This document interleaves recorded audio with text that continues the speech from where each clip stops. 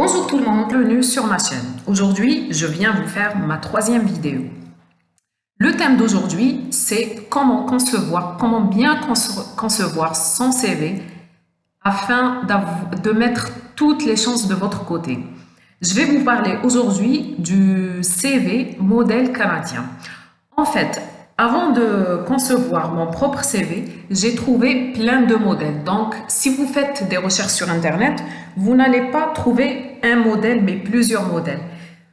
Je me suis inspirée d'un modèle que j'ai trouvé et que je pense qu'il est correct. Je vais essayer de vous détailler le modèle que j'ai pris comme référence et je vais essayer de passer toutes les parties du CV.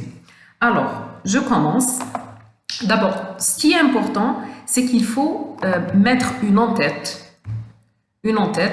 Et le mieux, c'est de mettre son nom et prénom.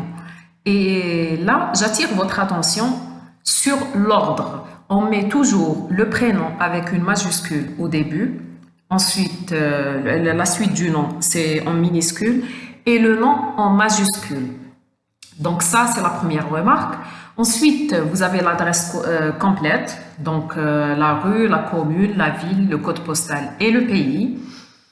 Aussi, l'adresse mail. Et enfin, le numéro de téléphone. N'oubliez pas de spécifier l'indicatif de votre pays.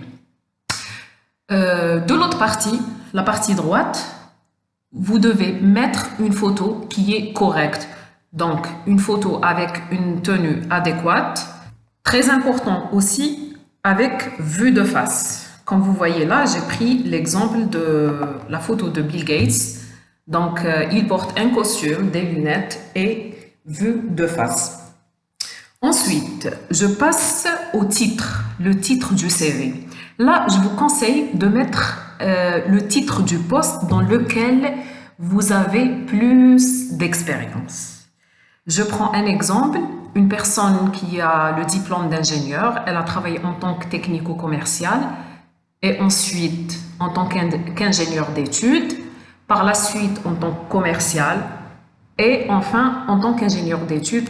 Je préfère que cette personne mette le titre d'ingénieur d'études. Voilà. Ensuite, je passe à la section objectif de carrière. Là, vous devez expliquer c'est quoi votre objectif dans votre carrière. Qu'est-ce que vous voulez faire dans le futur, tout en prenant en considération votre expérience actuelle. Donc, je vous conseille de ne pas se contredire dans votre objectif de carrière. Je vous donne un exemple. Si vous êtes par exemple un analyste fonctionnel, bon, je prends mon exemple, je suis désolée, mais c'est l'exemple qui me vient en tête.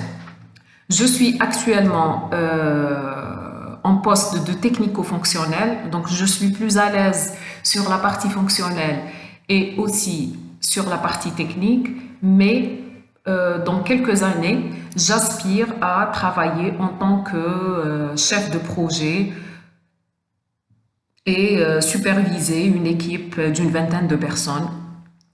Et aussi, j'aimerais travailler dans le domaine des ERP. Et il est essentiel de spécifier quel type d'ERP. Donc, si vous êtes ingénieur dans un domaine bien précis, mécanique, vous devez spécifier le domaine exact, le thème exact dans lequel vous voudriez vous spécialiser dans le futur. Donc ça, c'est la partie objectif. On passe maintenant au profil. Donc le profil, il a une relation avec l'intitulé de votre CV. Donc si vous mettez par exemple ingénieur en mécanique ou plus exactement un ingénieur d'études, vous devez spécifier en général les tâches qui sont attribuées à un ingénieur d'études en mécanique. Qu'est-ce qu'il fait exactement? Et tout en se basant sur votre profil. Donc, je vous conseille de mettre quelques points, de ne pas trop mettre de détails. Ensuite, on a la partie compétences techniques. Là, on doit spécifier quelles sont vos compétences techniques. Par exemple, pour un informaticien, ce qui est le cas pour moi, je travaille dans le domaine informatique, donc je dois énumérer les logiciels que je maîtrise, les bases de données que je maîtrise, aussi les langages de programmation avec lesquels j'ai l'habitude de programmer ou de faire du développement, les pro-logiciels, ça on parle des ERP, etc. Et aussi si vous maîtrisez l'architecture informatique. Si vous êtes dans un autre domaine que le mien, dans un domaine mécanique ou bien médical, vous devez mettre toutes vos compétences techniques. Par exemple, on peut trouver une personne qui travaille dans le domaine médical et qui maîtrise par exemple l'imagerie médicale, la radiologie. Je ne sais pas si mes exemples sont justes, mais je vous donne une idée générale. Voilà. On passe maintenant à l'expérience professionnelle qui est la partie la plus importante.